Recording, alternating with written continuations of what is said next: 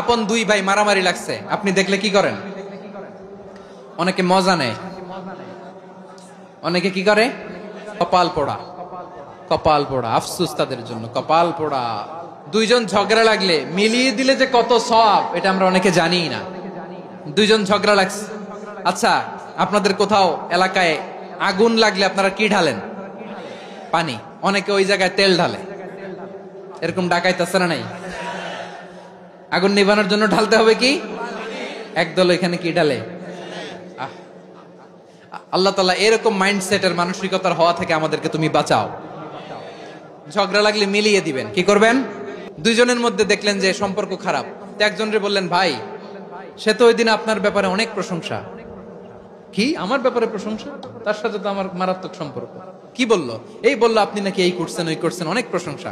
লোকটার মন খুশি হয়ে যাবে তার ব্যাপারে, ঠিক কিনা? আবার তার সাথে যার ঝগড়া, ওরে যে বলবেন, ভাই ওই দিন তো সে আপনার অনেক অ্যাপ্রিসিয়েশন করলো, অনেক। সে তো অবাক, কিরে বলে কি আমার? এই যে দুইজনের ব্যাপারে দুইজনের একটু ভালো ভালো কথা বলে দিচ্ছেন, একদিন দেখবেন রাস্তা দিয়ে হাঁটার সময় একে অপরকে সালাম দিয়ে ফেলছে, সালাম দিয়ে বুকে জড়ায় ধরছে, আছে না নাই? আবার মিলমিশ হয়ে গেছে। কিন্তু আমাদের স্বভাব হইলো মানসিকতা, সবার না, আমাদের অনেকের মধ্যে আছে না নাই? আল্লাহর কাছে তওবা করেন এই মানসিকতার যেন আমরা না হই, আমরা মিলিয়ে দিব।